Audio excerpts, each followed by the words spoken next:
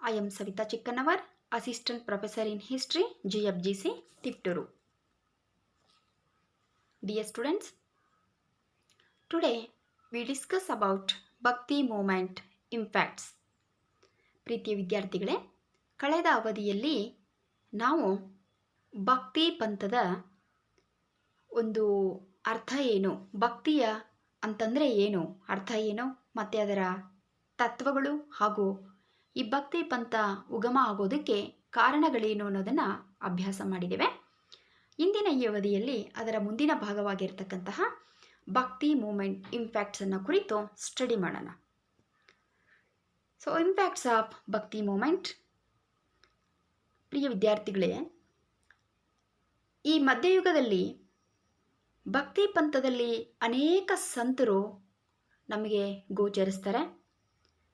ಕಬೀರದಾಸ, ರಮಾನಂದ, ಮೀರಾಬಾಯಿ, ಗುರುನಾನಕ, ಚೈತನ್ಯ ಇವರನ್ನು ನಾವು ಕಾಣಬಹುದು. ಈ ಎಲ್ಲರೂ ಕೂಡ ತಮ್ಮದೇ ಆದ ಬೋಧನೆಗಳನ್ನು ನೀಡಿ ಆ ಮೂಲಕ ಸಮಾಜವನ್ನು ಪರಿವರ್ತನೆ ಮಾಡ್ತಕ್ಕಂತಹ ಒಂದು ಪ್ರಯತ್ನವನ್ನು ಮಾಡಿದ್ರು. ಸೊ ಈ ಪ್ರಯತ್ನದಲ್ಲಿ ಹಿಂದೂ ಧರ್ಮವನ್ನು ಶುದ್ಧೀಕರಣ ಮಾಡ್ತಕ್ಕಂಥದ್ದು, ಸಮಾಜದಲ್ಲಿರುವ ಕೆಟ್ಟ ಆಚರಣೆಗಳನ್ನು ಹೊಡೆದೋಡಿಸ್ತಕ್ಕಂತಹ ಒಂದು ನಿಟ್ಟಿನಲ್ಲಿ ಅವರು ತಮ್ಮ ಕಾರ್ಯವನ್ನು ಮಾಡಿದ್ರು. ಹಾಗಾದರೆ ಅವರ ಬೋಧನೆಗಳಿಂದ ಯಾವ ಬದಲಾವಣೆಗಳಾಯಿತು ನಮ್ಮ ಸಮಾಜದ ಮೇಲೆ, ಸೊ ಎಂತಹ ಪರಿಣಾಮ ಆಯಿತು ಅನ್ನೋದನ್ನು ಕುರಿತು ನಾವು ನೋಡೋಣ. First one, Hindu Muslims unity. ನಮ್ಗೆ ಗೊತ್ತೇ ಇದೆ, ಭಾರತದ ಮೇಲೆ ಮುಸ್ಲಿಮರು ದಾಳಿ ಮಾಡಿ ಭಾರತವನ್ನು ಬಲವಂತವಾಗಿ ಇಸ್ಲಾಂ ನಾಡನ್ನಾಗಿ ಪರಿವರ್ತನೆ ಮಾಡ್ತಕ್ಕಂಥ ಪ್ರಯತ್ನಗಳು ನಡೆದೇ ಇತ್ತು. ಈ ನಿಟ್ಟಿನಲ್ಲಿ ಧಾರ್ಮಿಕವಾಗಿ ಸಂಘರ್ಷ, ಕಲಹ ಅನ್ನುವಂಥದ್ದು ನಮ್ಮ ಭಾರತದಲ್ಲಿತ್ತು. ಸೊ ಇಂತಹ ಸಂದರ್ಭದಲ್ಲಿ ಹಿಂದೂ ಮುಸ್ಲಿಮರ ಮಧ್ಯ ಒಗ್ಗಟ್ಟನ್ನು ತರತಕ್ಕಂಥ ಪ್ರಯತ್ನ ಈ ಭಕ್ತಿ ಮೂಮೆಂಟ್ನ ಮೂಲಕ ಆಗ್ತದೆ. ಹೇಗೆ ಅಂತ ಹೇಳಿದ್ರೆ, the foreign invaders, some Sufi Muslim saints had also come to India and settled here. They were very liberal minded. They emphasized the virtues of love and devotion, brotherhood and equality. This helped to bring the two communities nearer. It also helped to harmonize the conflicting interests. ನೋಡಿ, ನಮ್ಮ ಭಾರತದ ಮೇಲೆ ವಿದೇಶಿ ದಾಳಿಕೋರು, Muslim ದಾಳಿಕೋರು ದಾಳಿ ಮಾಡಬೇಕಾಗಿರುವಂಥ ಸಂದರ್ಭದಲ್ಲಿ ಅವರ ಜೊತೆಗೆ ಕೆಲವು ಸೂಫಿ ಸಂತರು ಕೂಡ ಬಂದರು. ಅವರು ಉತ್ತಮವಾದ ಬೋಧನೆಗಳನ್ನು ನಮಗೆ ಕೊಟ್ಟರು. ಸರ್ವಧರ್ಮ ಸಮನ್ವಯ, ವಿಶ್ವ ಸಹೋದರತ್ವ, ಏಕೀಶ್ವರತೆ, ಸಹಬಾಳ್ವೆ, ಸಹಜೀವನ, ಪರಮತ ಸಹಿಷ್ಣುತೆ, ಈ ಎಲ್ಲ ತತ್ವಗಳಿಂದ ಹಿಂದೂ ಮತ್ತು ಮುಸ್ಲಿಮರು ಇಬ್ಬರೂ ಕೂಡ ಪ್ರೇರಿತರಾದರು, ಹತ್ರ ಬಂದರು. ಅವರಲ್ಲಿರ್ತಕ್ಕಂತಹ ದ್ವೇಷ ಭಾವನೆ ಕುಗ್ಗುತ್ತಾ ಹೋಗುತ್ತೆ, ಅವರ ಮನ ಪರಿವರ್ತನೆ ಆಗುತ್ತೆ. ಅದರಿಂದ ಮುಸ್ಲಿಮರು, ಹಿಂದೂಗಳು ಈ ಸೂಫಿ ಸಂತರನ್ನು ಅವರು ಫಾಲೋ ಮಾಡುವಂತಾಯಿತು. ಅವ್ರು ಯಾವಾಗ ಅವರ ತತ್ವಗಳನ್ನು ಫಾಲೋ ಮಾಡುವ ಹಾಗಾದರೂ ಹಿಂದೂ ಮುಸ್ಲಿಮರ ಮಧ್ಯೆ ಇರತಕ್ಕಂಥ ಅಂತರಗಳು ಕೂಡ ಕಡಿಮೆ ಆಯಿತು. ಸೊ ಅಷ್ಟೇ ಅಲ್ಲ, ಈ ಸಂತರು ಇವರು ಹಿಂದೂ ಧರ್ಮದಲ್ಲಿರ್ತಕ್ಕಂತಹ ಕ್ಯಾಸ್ಟ್ ಸಿಸ್ಟಮನ್ನು ಅಪೋಸ್ ಮಾಡಿದ್ರು. At the same time Muslim ಧರ್ಮದ ಮತಾಂಧ ನೀತಿಯನ್ನು ಕೂಡ ಅಪೋಸ್ ಮಾಡಿದ್ರು. ಆವಾಗ ಈ ಹಿಂದೂ ಮತ್ತು ಮುಸ್ಲಿಂ ಧರ್ಮದಲ್ಲಿ ಇರ್ತಕ್ಕಂತಹ ಏನು ಕೆಟ್ಟ ಪದ್ಧತಿಗಳಿದಾವೋ, ಆಚರಣೆಗಳಿದಾವೋ ಅವುಗಳನ್ನು ನಾವು ನಿವಾರಣೆ ಮಾಡ್ಕೋಬೇಕು, ಮುಕ್ತ ಮಾಡ್ಕೋಬೇಕು ಅನ್ನುವಂತಹ ಒಂದು ಜಾಗೃತಿ ಎರಡರಲ್ಲೂ ಹುಟ್ಕೊಳ್ಳುತ್ತೆ. ಸೊ ಹಾಗಾಗಿ ಅವರು ಏನು ಮಾಡಿದ್ರು, ತಮ್ಮಲ್ಲಿರುವ ಭೇದ ಭಾವಗಳನ್ನು ಮರೆತು ತಮ್ಮಲ್ಲಿರುವ ದೋಷಗಳನ್ನು ನಿವಾರಣೆ ಮಾಡಿಕೊಳ್ಳುವತ್ತ ಮುಂದೆ ಸಾಗ್ತಾರೆ. ಜೊತೆಗೆ ಆ ಎರಡೂ ಕಮ್ಯುನಿಟಿನಲ್ಲಿ ಏನಾಗುತ್ತೆ, ಒಗ್ಗಟ್ಟು ಮೂಡ್ತಕ್ಕಂತಹ ಒಂದು ಆಶಾ ಕಿರಣ ಈ ಮೂಲಕ ಆಯಿತು. ಸೆಕೆಂಡ್ ಒನ್, ಈಕ್ವಾಲಿಟಿ ಆ್ಯಂಡ್ ಫ್ರ್ಯಾಟರ್ನಿಟಿ, ಸಮಾನತೆ ಮತ್ತು ವಿಶ್ವ ಭ್ರಾತೃತ್ವ ಅನ್ನುವಂತಹ ಒಂದು ಭಾವನೆ. ನೋಡಿ, ಇಲ್ಲಿ ಭಕ್ತಿ ಪಂಥ ಹೇಳ್ತು ಏನಂತ ಹೇಳಿದ್ರೆ, ಹುಟ್ಟಿನಿಂದ ಯಾರೂ ಮೇಲಲ್ಲ, ಯಾರೂ ಕೀಳಲ್ಲ. ಒಬ್ಬ ವ್ಯಕ್ತಿಯ ವ್ಯಕ್ತಿತ್ವವನ್ನು ಜಾತಿ ಆಗಲಿ ಅಥವಾ ಧರ್ಮ ಆಗಲಿ ರೂಪಿಸುವುದಿಲ್ಲ. ಹಾಗಾದರೆ ಏನು ರೂಪಿಸ್ತದೆ ಆ ವ್ಯಕ್ತಿಯ ವ್ಯಕ್ತಿತ್ವವನ್ನು? ಆತನು ಮಾಡ್ತಕ್ಕಂಥ ಕಾರ್ಯ, ಆತನ ನಡವಳಿಕೆ ಏನಿದೆ, ಅಥವಾ ಅವನ ಒಂದು ಮಾಡ್ತಕ್ಕಂತಹ ಕಾರ್ಯಗಳು ಏನಿದೆ, ಆತನ ಅಟಿಟ್ಯೂಡ್ ಏನಿದೆ, ಅದು ಅವನ ವ್ಯಕ್ತಿತ್ವವನ್ನು ರೂಪಿಸ್ತದೆ. ಅದರ ಮೇಲೆ ನಾವು ಅವನನ್ನು ಕಾಣಬೇಕೇ ಹೊರತು ಜಾತಿಯಿಂದ, ಧರ್ಮದಿಂದ ಅಲ್ಲ, ಹುಟ್ಟಿನಿಂದ ಯಾರೂ ಮೇಲಲ್ಲ, ಯಾರೂ ಕೀಳಲ್ಲ, ಯಾರೂ ಕೆಟ್ಟ ಜಾತಿ, ಒಳ್ಳೆಯ ಜಾತಿ, ಇವು ಯಾವುದೂ ಕೂಡ ಭಕ್ತಿ ಪಂಥದಲ್ಲಿ ಅವಕಾಶ ಇರಲಿಲ್ಲ. ಎಲ್ಲ ಜಾತಿಯವರು ಒಂದೇ, ಹಿಂದೂಗಳಿರಲಿ, ಮುಸ್ಲಿಮರಿರಲಿ, ಸ್ತ್ರೀಯರಿರಲಿ, ಪುರುಷರಿರಲಿ, ಎಲ್ಲರೂ ಕೂಡ ಒಂದೇ ಅನ್ನುವಂತಹ ಒಂದು ಅಡಿಯಲ್ಲಿ ಭಕ್ತಿ ಪಂಥ ಬೋಧಿಸ್ತು. ಸೊ ಹೀಗೆ there doors were open to all classes. So ಇವರು ಎಲ್ಲರನ್ನೂ ಕೂಡ ಆಹ್ವಾನ ಮಾಡಿದ್ರು. ಯಾವುದೇ ಧರ್ಮ, ಯಾವುದೇ ಜಾತಿಯಲ್ಲಿರಲಿ, ಭಕ್ತಿ ಪಂಥ ಎಲ್ಲರನ್ನೂ ಸಮಾನತೆ ರೀತಿಯಲ್ಲಿ ಕಂಡು ಎಲ್ಲರನ್ನೂ ಇವರು ಏನು ಮಾಡಿದ್ರು, ತಮ್ಮೊಟ್ಟಿಗೆ ಅವರು ಸೆಳ್ಕೊಂಡ್ರು. ಒಂದೇ ದಾರದ ಅಡಿಯಲ್ಲಿ ಎಲ್ಲ ಹೂಗಳನ್ನು ಇವರು ಪೋಣಿಸಿದ್ರು. ಸೊ ಇದರಿಂದ ಹೇಳ್ತಾರೆ, ಫಾರ್ ಎಕ್ಸಾಂಪಲ್ ಏನು ಅಂತ ಹೇಳಿದ್ರೆ, ಎಲ್ಲ ನದಿಗಳ ನೀರು ಎಲ್ಲಿ ಹೋಗಿ ಸೇರ್ತದೆ ಅಂದರೆ ಸಾಗರಕ್ಕೆ ಹೋಗಿ ಸೇರ್ತದೆ. ಅದೇ ರೀತಿ ಎಲ್ಲರನ್ನೂ ಕೂಡ ಅಂತಹ ಸಾಗರದ ಅಡಿಯಲ್ಲಿ ತನ್ನಲ್ಲಿ ತಾನು ಲೀನ ಮಾಡಿಸ್ಕೊಂಡು ಸಮಾನತೆಯನ್ನು, ವಿಶ್ವ ಭಾತೃತ್ವತೆಯನ್ನು ಮೂಡಿಸ್ತಕ್ಕಂತಹ ಪ್ರಯತ್ನವನ್ನು ಇವರು ಮಾಡ್ತಾರೆ. ಹಾಗಾದರೆ ಅವರೆಲ್ಲರೂ ಕೂಡ ಒಂದೇ ಕುಟುಂಬದ ಸದಸ್ಯರು ಅನ್ನೋದ್ರ ಮೂಲಕ ವಸುದೈವಂ ಕುಟುಂಬಕಂ ಅನ್ನುವಂತಹ ಒಂದು ವಿಶ್ವ ಭಾತೃತ್ವ ಭಾವನೆಯನ್ನು ಮೂಡಿಸ್ತಕ್ಕಂತಹ ಪ್ರಯತ್ನ ಅಲ್ಲಾಯಿತು. ಸೊ ಹಾಗಾಗಿ ಈ ಒಂದು ನಮ್ಮ ಭಾರತದಲ್ಲಿ ಭಕ್ತಿ ಪಂಥದ ಮೂಲಕ ಈ ಎರಡು ಏನು ಅಮೂಲ್ಯವಾದ ಅಂಶಗಳೇನಿದಾವೋ ಅವು ಜಾರಿಯಲ್ಲಿ ಬಂತು, ಸಾಕಷ್ಟು ಬದಲಾವಣೆಗಳನ್ನು ಕಂಡುಕೊಳ್ತು. Next point, purification of Hinduism. Hindu ಧರ್ಮ ಆ್ಯಕ್ಚುಲಿ ಮೂಲತಃ ಇದು ಅತ್ಯಂತ ಒಳ್ಳೆಯ ತತ್ವಗಳನ್ನೇ ಒಳಗೊಂಡಿತ್ತು. ವೇದಗಳ ಕಾಲದಲ್ಲಿ ನೋಡಿದಾಗ ನಾವು ಋಗ್ವೇದದ ಅವಧಿಯಲ್ಲಿ ಉತ್ತಮವಾದ ಆಚರಣೆಗಳನ್ನು ನಮ್ಮ ಹಿಂದೂ ಧರ್ಮದಲ್ಲಿ ಕಾಣ್ತೇವೆ. ಆದರೆ ನಂತರದ ಅವಧಿಯಲ್ಲಿ, ಸೊ ಆ ಲೇಟರ್ ವೇದಿಕ್ ಪೀರಿಯಡ್ಡಲ್ಲಿ ಹಿಂದೂ ಧರ್ಮ ಅಂತಕ್ಕಂಥದ್ದು ಅದು ಅಶುದ್ಧ ಆಗ್ತಾ ಬಂತು. ಯಾಕೆ ಅಂತ ಹೇಳಿದ್ರೆ ಅಲ್ಲಿ ಮೂರ್ತಿ ಪೂಜೆ, ಮೂಢನಂಬಿಕೆ, ಬಾಲ್ಯ ವಿವಾಹ, ಸತಿ ಪದ್ಧತಿ, ಜಾತಿ ಪದ್ಧತಿ, ವರ್ಣ ಪದ್ಧತಿ ಅನ್ನುವಂಥದ್ದು ಜಾತಿ ಪದ್ಧತಿಯಾಗಿ ಬದಲಾವಣೆಯಾಗತ್ತೆ. ವರ್ಣ ಪದ್ಧತಿ ಇವಾಗ ಹುಟ್ಟಿನಿಂದ ನಿರ್ಧಾರ ಆಗ್ತಕ್ಕಂತಹ ಒಂದು ಅಲ್ಲಿ ನಿಯಮ ಅಲ್ಲಿ ರೂಢಿಗೊಳ್ತದೆ, ವರ್ಗ ಭೇದಗಳು ಅಲ್ಲಿ ಹುಟ್ಕೊಳ್ತವೆ. ಸೊ ಇದೆಲ್ಲದರಿಂದ ಹಿಂದೂ ಧರ್ಮ ಏನಾಗಿತ್ತು ಅಂದರೆ ಅಶುದ್ಧವಾಗಿತ್ತು. ಹಾಗಾದರೆ ಇಂತಹ ಒಂದು ಕೆಟ್ಟ ಆಚರಣೆಗಳಿಂದ ಹಿಂದೂ ಧರ್ಮವನ್ನು ಶುದ್ಧ ಮಾಡಬೇಕಾಗಿದೆ. ಶಾಂತಿ, ಸಹಬಾಳ್ವೆ, ಸಹೋದರತೆ, ಸಮಾನತೆ ಇವೆಲ್ಲವುಗಳನ್ನು ನಾವು ಹಿಂದೂ ಧರ್ಮದಲ್ಲಿ ತರಬೇಕು. ಜಾತಿ ಪದ್ಧತಿ ಇದು ನಿರ್ಮೂಲನೆ ಆಗಬೇಕು, ಸತಿ ಸಿಸ್ಟಮ್ ಇದು ನಿರ್ಮೂಲನೆ ಆಗಬೇಕು. ಈ ಮೂಲಕ ಅದನ್ನು ಶುದ್ಧಗೊಳಿಸಬೇಕು.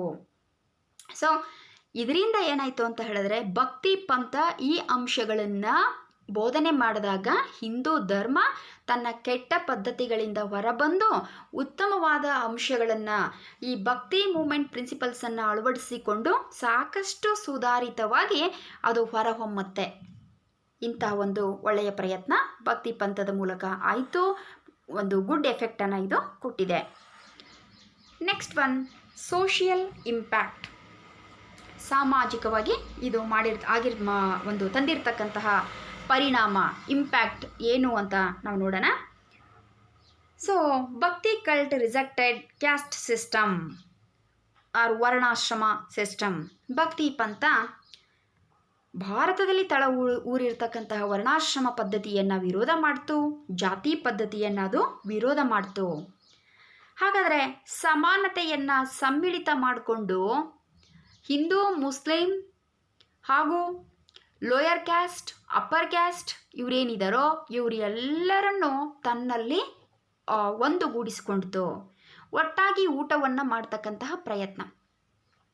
ಸೊ ಒಂದೇ ಮನೆಯಲ್ಲಿ ಈ ಎಲ್ಲ ಜಾತಿಯವರನ್ನು ಸೇರಿಕೊಂಡು ಒಟ್ಟಿಗೆ ಒಂದೇ ಸಾಲಿನಲ್ಲಿ ಒಂದೇ ಪಂಕ್ತಿಯಲ್ಲಿ ಕೂತ್ಕೊಂಡು ಊಟವನ್ನು ಮಾಡತೊಡಗಿದ್ರು. ಅವರಲ್ಲಿ ಬಾಂಧವ್ಯ ಅನ್ನುವಂಥದ್ದು ಏರ್ಪಡುತ್ತೆ.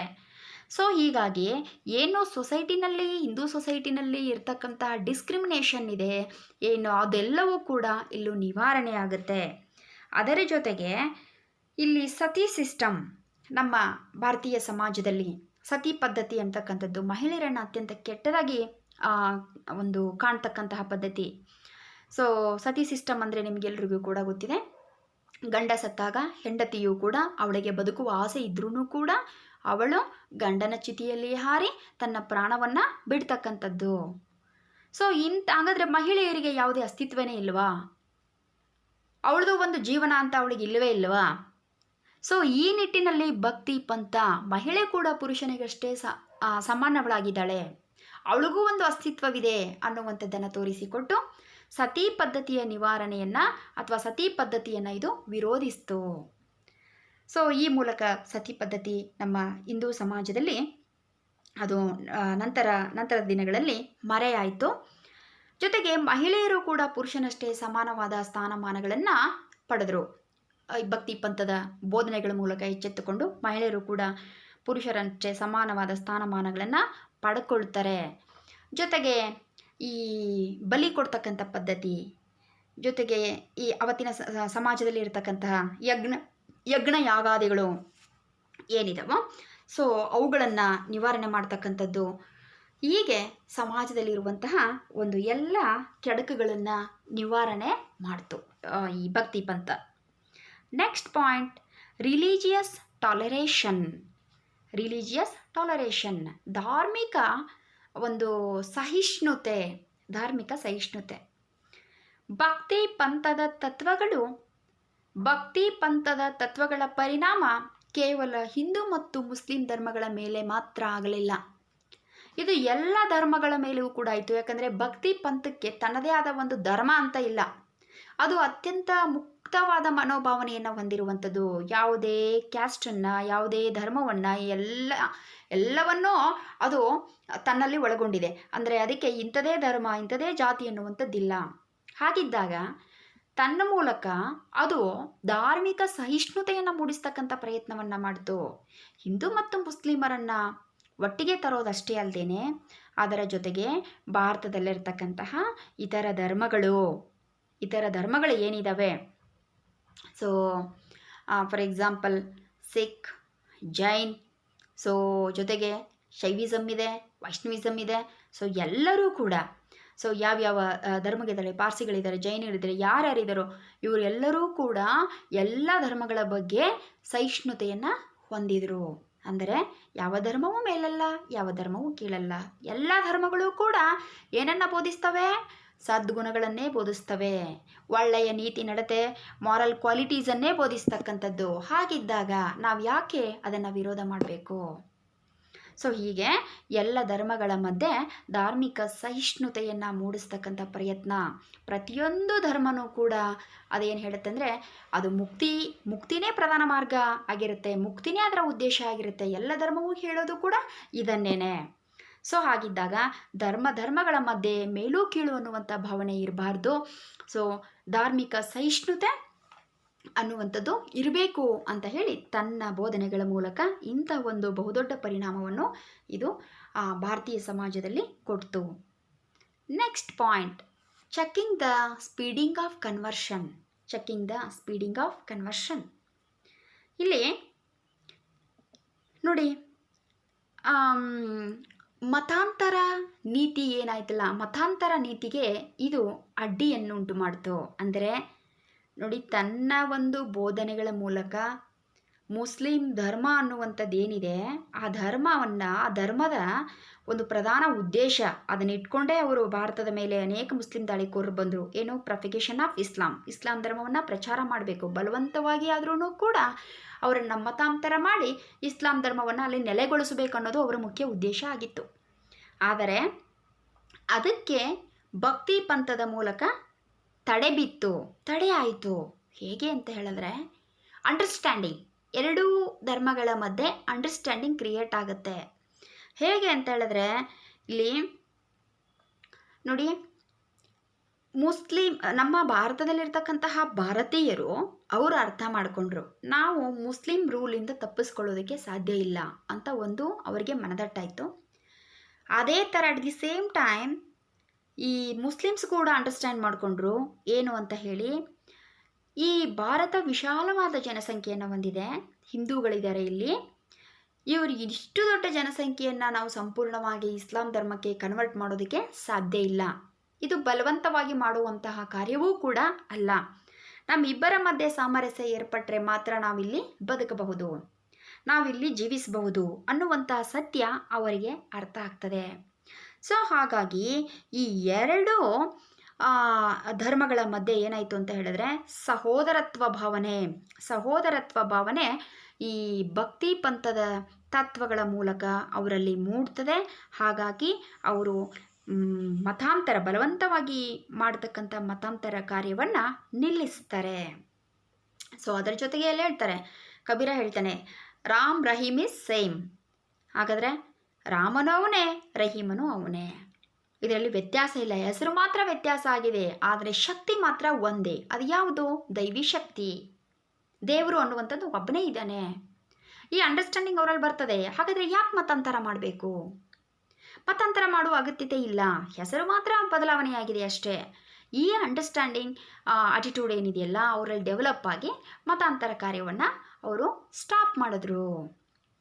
Next point, impact on native rulers. ಹಾಗಾದರೆ ಭಾರತದ ದೇಶೀಯ ಅರಸರ ಮೇಲೆ ಇದು ಯಾವ ರೀತಿ ಒಂದು ಪ್ರಭಾವವನ್ನು ಬೀರುತ್ತೆ? Some of the rulers adopted liberal religious policies under the impact of the bhakti movement. For example the great Akbar and Sher Shah. ಭಾರತದಲ್ಲಿ ಆಡಳಿತವನ್ನು ಮಾಡ್ತಕ್ಕಂತಹ ನಂತರ ಬಂದ ಮುಸ್ಲಿಂ ಅರಸರು ಏನಿದ್ದಾರೆ, ಮುಸ್ಲಿಂ ಸಾಮ್ರಾಟರೇನಿದ್ದಾರೆ, ಅವರ ಮೇಲೆ ಭಕ್ತಿ ಪಂಥದ ಗಾಢವಾದ ಪ್ರಭಾವ ಆಗ್ತದೆ. ಫಾರ್ ಎಕ್ಸಾಂಪಲ್ ಅಕ್ಬರ್ನ ನೋಡ್ಬೋದು. ಅಕ್ಬರ್ನ ವಿಶಾಲವಾದ ಧಾರ್ಮಿಕ ಮನೋಭಾವ, ಹಿಂದೂ ಮತ್ತು ಮುಸ್ಲಿಮರನ್ನು ಒಂದೇ ತಕ್ಕಡಿಯಲ್ಲಿ ತೂಗ್ತಕ್ಕಂತಹ ಒಂದು ಆಟಿಟ್ಯೂಡ್ ಅಕ್ಬರ್ನಲ್ಲಿ ಅದು ನಿರ್ಮಾಣ ಆಗಿದೆ ಅಂತ ಹೇಳಿದ್ರೆ ಅದಕ್ಕೆ ಮುಖ್ಯವಾದ ಕಾರಣ ಭಕ್ತಿ ಪಂಥದ ಪ್ರಭಾವ. ಯಾಕೆ ಅಂತ ಹೇಳಿದ್ರೆ ಅಕ್ಬರ್ ಖಾಜಾ ಮೈನುದ್ದೀನ್ ಚಿಸ್ತಿಯ ಒಬ್ಬ ಭಕ್ತನಾಗಿದ್ದ, ಸಲೀಂ ಚಿಸ್ತಿಯ ಒಬ್ಬ ಭಕ್ತನಾಗಿದ್ದ. ಈ ಖಾಜಾ ಮೈನುದ್ದೀನ್ ಚಿಸ್ತಿ ಮತ್ತು ಈ ಸಲೀಂ ಚಿಸ್ತಿ ಇವರು ಸೂಫಿ ಸೆಂಟ್ರಾಗಿದ್ದಾರೆ. ಸೂಫಿ ಸೆಂಟ್ಸ್. ಸೊ ಹಾಗಿದ್ದಾಗ ಅವರ ಬೋಧನೆಗಳು ಇವನ ಮೇಲೆ ಪ್ರಭಾವವನ್ನು ಬೇರೆ, ಅಕ್ಬರನ ಮೇಲೆ ಪ್ರಭಾವವನ್ನು ಬೇರೆ. ಅವರು ಉದಾರವಾದ ಧಾರ್ಮಿಕ ಒಂದು ನೀತಿಯನ್ನು, ಸೊ ಲಿಬರಲ್ ರಿಲಿಜಿಯಸ್ ಪಾಲಿಸಿಯನ್ನು ಅಡಾಪ್ಟ್ ಮಾಡಿಕೊಂಡು ಅದನ್ನೇ ಅಳವಡಿಸಿದ್ರು. ಸೊ ಹೀಗೆ ಇದಕ್ಕಿಂತ ದೊಡ್ಡ ಪರಿಣಾಮ ನಮಗೆ ಬೇಕಿಲ್ಲ. ಅಕ್ಬರ್ನನ್ನು ಇವತ್ತು ಜಾಗತಿಕ ಇತಿಹಾಸದಲ್ಲಿ ದಿ ಗ್ರೇಟ್ ಅಂತ ಕರೀತಾರೆ. ಏನು ಕಾರಣಕ್ಕೂ ಅಂತ ನಮಗೆಲ್ರಿಗೂ ಕೂಡ ಗೊತ್ತಿದೆ, ಅವನ ಲಿಬರಲ್ ರಿಲಿಜಿಯಸ್ ಪಾಲಿಸಿಗೋಸ್ಕರ. ಸೊ ಹೀಗೆ ಇಂತಹ ಒಂದು ದೊಡ್ಡ ಪರಿಣಾಮವನ್ನು ಭಕ್ತಿ ಪಂಥ ನೀಡಿದೆ. ಜೊತೆಗೆ ಶೇರ್ ಶಾ ಕೂಡ ಏನು ಮಾಡ್ದ ಅಂತ ಹೇಳಿದ್ರೆ ಧಾರ್ಮಿಕ ಮತಾಂಧ ನೀತಿಯನ್ನು ಬಿಟ್ಬಿಟ್ಟು ಆತ ಉದಾರವಾದ ಧರ್ಮ ನೀತಿಯನ್ನು ಅಳವಡಿಸಿಕೊಂಡ. ಇದರಿಂದ ಧಾರ್ಮಿಕ ಸಾಮರಸ್ಯ ಬೆಳೆಯೋದಕ್ಕೆ ಸಾಧ್ಯ ಆಯಿತು. Next point, growth of regional languages and vernacular literature. ಹಾಗಾದರೆ ಭಕ್ತಿ ಪಂಥದ ಮೂಲಕವೇ ಪ್ರಾದೇಶಿಕ ಭಾಷೆಗಳು ಮತ್ತು ಪ್ರಾದೇಶಿಕ ಸಾಹಿತ್ಯ ಇವೆರಡೂ ಕೂಡ ಬೆಳವಣಿಗೆಯನ್ನು ಕಂಡುಕೊಂಡ್ವು. ಯಾಕೆ ಅಂತ ಹೇಳಿದ್ರೆ in place of Sanskrit, Arabic and Persian, the bhakti saints preached through the medium of local languages which could be understood very easily. So ಇವ್ರೇನು ಮಾಡಿದ್ರು ಅಂತ ಹೇಳಿದ್ರೆ ಜನರಿಗೆ ಸುಲಭವಾಗಿ ಭಕ್ತಿ ಪಂಥದ ತತ್ವಗಳನ್ನು ಅರ್ಥ ಮಾಡಿಸ್ಬೇಕು ಅಂತ ಹೇಳಿದ್ರೆ ಲೋಕಲ್ ಲ್ಯಾಂಗ್ವೇಜಲ್ಲಿನೇ ತಮ್ಮ ಬೋಧನೆಗಳನ್ನು ಮಾಡಬೇಕು ಅಂತ ಹೇಳಿ ಲೋಕಲ್ ಲ್ಯಾಂಗ್ವೇಜನ್ನು ಯೂಸ್ ಮಾಡಿದ್ರು. ಅದರಿಂದ ಏನಾಯಿತು ಅಂತ ಹೇಳಿದ್ರೆ ಆ ಒಂದು ಭಾಷೆಗಳಲ್ಲಿ ಸಾಹಿತ್ಯ ಅನ್ನುವಂಥದ್ದು ಬೆಳವಣಿಗೆ ಆಯಿತು. ಇವರು ಸುಮಾರು ಪುಸ್ತಕಗಳನ್ನು ಬರೀತಾರೆ, ಅದರಿಂದ ಸಾಹಿತ್ಯ ಅನ್ನುವಂಥದ್ದು ಅಭಿವೃದ್ಧಿ ಆಗ್ತದೆ. For example Surdas used Surdas Braj ಭಾಷೆಯನ್ನು ಬಳಕೆ ಮಾಡಿಕೊಂಡು ಆತ ಸಾಹಿತ್ಯವನ್ನು ಅಲ್ಲಿ ಪ್ರೌಢಿಮೆಗೊಳಿಸ್ತಾನೆ. ಜೊತೆಗೆ Tulsidas composed his works in Awadhi, Kabir Das composed his works in Hindi. So ಇಂತಹ ಪ್ರಯತ್ನಗಳು ಪ್ರಾದೇಶಿಕ ಭಾಷೆಗಳನ್ನು, ಪ್ರಾದೇಶಿಕ ಸಾಹಿತ್ಯವನ್ನು ಬೆಳೆಸಿತು. Next one, moral influence. So ಇಲ್ಲಿ ಮಾರಲ್ ಇನ್ಫ್ಲೂಯೆನ್ಸ್ ಅಂತಂತಂದರೆ ನೈತಿಕವಾಗಿ ಯಾವ ರೀತಿ ಭಕ್ತಿ ಪಂಥ ತನ್ನ ಪರಿಣಾಮವನ್ನು ಬೀರ್ತು ಅನ್ನೋದನ್ನು ನಾವು ನೋಡೋಣ. It encouraged the moral values and social service to the poor and the needy and it developed humanitarian attitude. ನೋಡಿ, ಇದು ನೈತಿಕ ಮೌಲ್ಯಗಳನ್ನು ಪ್ರೋತ್ಸಾಹಿಸಿತು. ನೈತಿಕ ಮೌಲ್ಯ, ಮನುಷ್ಯನಲ್ಲಿ ನೈತಿಕ ಮೌಲ್ಯವಿರದದ್ದು ಏನಕ್ಕೂ ಪ್ರಯೋಜನ ಇಲ್ಲ. ಯಾವುದೇ ಶಿಕ್ಷಣ ಪಡೀಲಿ, ಎಂಥದೇ ದೊಡ್ಡ ಅರಸನಾಗಿರಲಿ, ಅವನಲ್ಲಿ ಮಾರಲ್ ವ್ಯಾಲ್ಯೂಸ್ ಇಲ್ಲ ಅಂತಂದರೆ ಆತ ನಿಷ್ಪ್ರಯೋಜಕ. ಸೊ ಹಾಗಿದ್ದಾಗ ಮಾರಲ್ ಕ್ವಾಲಿಟೀಸನ್ನು, ಮಾರಲ್ ವ್ಯಾಲ್ಯೂಸನ್ನು ಅದು ಬೆಳೆಸ್ತು. ಸದ್ಗುಣಗಳು, ಒಳ್ಳೆಯ ನಡತೆ, ಒಳ್ಳೆಯ ವರ್ತನೆ, ಸಮಾಜಕ್ಕೆ ಉಪಯುಕ್ತವಾಗಿರ್ತಕ್ಕಂಥ ವರ್ತನೆ ವ್ಯಕ್ತಿಗೆ ಅವಶ್ಯಕತೆ ಇದೆ. ಸೊ ಅಂತಹ ಮಾರಲ್ ವ್ಯಾಲ್ಯೂಸನ್ನು ಇದು ಎನ್ಕರೇಜ್ ಮಾಡ್ತು. ಜೊತೆಗೆ ಸಾಮಾಜಿಕ ಸಹಾಯ ಮನೋಭಾವನೆ, ಸೇವಾ ಮನೋಭಾವನೆಯನ್ನು, ಯಾರಿಗೆ ಅವಶ್ಯಕತೆ ಅವರಿಗೆ ಸಹಾಯ ಮಾಡಬೇಕು, ಸಹಕಾರ ಕೊಡಬೇಕು, ಹೆಲ್ಪಿಂಗ್ ನೇಚರ್ ಇರಬೇಕು. ಸೊ ಇಂತಹ ಸೇವಾ ಮನೋಭಾವನೆಯನ್ನು ವ್ಯಕ್ತಿಯಲ್ಲಿ ಅದು ಬೆಳೆಸ್ತು. ಅಷ್ಟೇ ಅಲ್ಲ, ಅದರ ಜೊತೆಗೆ ಉತ್ತಮವಾದ ಅಭ್ಯಾಸಗಳಿಂದ ಅವನ ವ್ಯಕ್ತಿತ್ವ ರೂಪಿತ ಆಗಬೇಕು. ಇದು ಬಹಳ ಮುಖ್ಯ ಅನ್ನುವಂಥದ್ದನ್ನು ಕಾಮನ್ ಪೀಪಲ್ಗೂ ಕೂಡ ಇದು ಇಂಥ ಬೋಧನೆಯನ್ನು ಮಾಡೋದ್ರ ಮೂಲಕ ಸಮಾಜವನ್ನು ಉತ್ತಮ ದಾರಿಗೆ ತೆಗೆದುಕೊಂಡು ಹೋಯಿತು. ಸೊ ಇದರಿಂದ ಸಾಮಾನ್ಯ ಜನರು ಕೂಡ ಪ್ರಭಾವಿತರಾಗ್ತಾರೆ. ತಮ್ಮ ನಡತೆಯನ್ನು ಅವರು ಸುಧಾರಿಸಿಕೊಂಡು ಒಳ್ಳೆಯ ವರ್ತನೆಯನ್ನು ಹೊಂದೋದ್ರ ಮೂಲಕ ಅವರು ಅಭಿವೃದ್ಧಿಯನ್ನು ಹೊಂದೋದಕ್ಕೆ ಇದೊಂದು ಪ್ರೇರಕವಾಯಿತು. ಇನ್ನು ನೆಕ್ಸ್ಟ್ ಪಾಯಿಂಟ್, ಕನ್ಕ್ಲೂಷನ್. ಹಾಗಾದರೆ ಸಮ್ ಆಫ್ ಮಾಡೋದಾದರೆ, ಸೊ ನಾವು ಒಂದು ನಿರ್ಧಾರಕ್ಕೆ ಬರೋದಾದರೆ, ಈ ಎಲ್ಲ ಅಂಶಗಳನ್ನು ಗಮನಿಸಿದಾಗ ನಿಜವಾಗಿಯೂ ಕೂಡ ಭಕ್ತಿ ಪಂಥ ಈ ಮಧ್ಯಯುಗದಲ್ಲಿ ಏನಾಗಿತ್ತಂದರೆ ಇಸ್ಲಾಂ ಧರ್ಮದ ಮತಾಂಧ ನೀತಿಯಲ್ಲಿ ಮುಳುಗಿ ಹೋಗ್ಬಿಟ್ಟಿತ್ತು. ಮಧ್ಯಯುಗದ ಭಾರತ ಇಸ್ಲಾಂ ಧರ್ಮದ ಮತಾಂಧ ನೀತಿಯಲ್ಲಿ ಮುಳುಗಿ ಹೋಗ್ಬಿಟ್ಟಿದೆ. ಎಲ್ಲ ಕಡೆಯೂ ಕೂಡ ಧಾರ್ಮಿಕ ಛಾಯೆಯೇ ಆವರಿಸಿಕೊಂಡಿದೆ. ಇಂತಹ ಸಂದರ್ಭದಲ್ಲಿ ಒಂದು ಆಶಾಕಿರಣವಾಗಿ ಬೆಳಕನ್ನು ಕೊಡ್ತಕ್ಕಂತಹ ಒಂದು ಪ್ರಯತ್ನವನ್ನು ಮಾಡಿರುವಂಥದ್ದು ಯಾವುದು ಅಂತ ಹೇಳಿದ್ರೆ ಈ ಭಕ್ತಿ ಪಂಥ. ಹಾಗಾದರೆ ಈ ಮೂಲಕ ಹಿಂದೂ ಮುಸ್ಲಿಮರ ಮಧ್ಯೆ ಸಾಮರಸ್ಯ ಬಂದಿದೆ, ರಿಲಿಜಿಯಸ್ ಟಾಲರೇಷನ್ನನ್ನು ಇದು ಕ್ರಿಯೇಟ್ ಮಾಡಿದೆ. ಅಕ್ಬರ್ನಂಥ ಒಬ್ಬ ಉದಾರ ಧಾರ್ಮಿಕ ಮನೋಭಾವನೆಯನ್ನು ಹೊಂದಿರತಕ್ಕಂತಹ ಉದಾರ ಧಾರ್ಮಿಕ ಮನೋಭಾವನೆಯನ್ನು ಹೊಂದಿರತಕ್ಕಂಥ ಒಬ್ಬ ಮಹಾನ್ ಸಾಮ್ರಾಟನನ್ನು ನಮಗೆ ಇದು ಕೊಟ್ಟಿದೆ. ಜೊತೆಗೆ ಮುಂದೆ ಇದು ಕಬೀರ ಪಂಥ ಮತ್ತು ಹರೇ ರಾಮ್ ಹರೇ ಕೃಷ್ಣ ಅಂತ ಪಂಥಗಳನ್ನು ಬೆಳೆಸೋದ್ರ ಮೂಲಕ ಇದು ಸಮಾಜವನ್ನು ಪರಿವರ್ತನೆ ಮಾಡ್ತಕ್ಕಂಥ ಕಾರ್ಯದಲ್ಲಿ ತೊಡಗಿದ್ದು ನಿಜಕ್ಕೂ ಕೂಡ ಶ್ಲಾಘನೀಯ. ಅದನ್ನು ನಾವು ಅಪ್ರಿಷಿಯೇಟ್ ಮಾಡಲೇಬೇಕಾಗುತ್ತೆ. ಯಾಕಂತ ಹೇಳಿದ್ರೆ ಆವತ್ತಿನ ಮಧ್ಯಯುಗದ ಸಂದರ್ಭದಲ್ಲಿ ಇದು ಭಕ್ತಿ ಪಂಥದ ಇಂತಹ ತತ್ವಗಳು ತುಂಬ ಅವಶ್ಯಕವಾಗಿತ್ತು. ಅಂತಹ ಸಂದರ್ಭದಲ್ಲಿ ಇದು ಹುಟ್ಟುಕೊಂಡು ಇಷ್ಟೆಲ್ಲ ಗಾಢವಾದ ಪರಿಣಾಮಗಳನ್ನು ಭಾರತೀಯ ಸಮಾಜದ ಮೇಲೆ ಇದು ಕೊಟ್ಟಿತು. ಸೊ ಪ್ರಿಯ ವಿದ್ಯಾರ್ಥಿಗಳೇ, ಇವತ್ತಿನ ಪಾಠ ನಿಮಗೆ ಅರ್ಥ ಆಗಿದೆ ಅಂತ ಅಂದ್ಕೊಂಡಿದ್ದೀನಿ. ನನ್ನ ಇವತ್ತಿನ ಈ ಬೋಧನೆಗೆ ಈ ಎಲ್ಲ ರೆಫರೆನ್ಸ್ಗಳನ್ನು ನಾನು ಬಳಕೆ ಮಾಡಿಕೊಂಡಿದ್ದೇನೆ. ಮತ್ತು ನಾವು ಮುಂದಿನ ಅವಧಿಯಲ್ಲಿ ಭೇಟಿಯಾಗೋಣ. Thank you.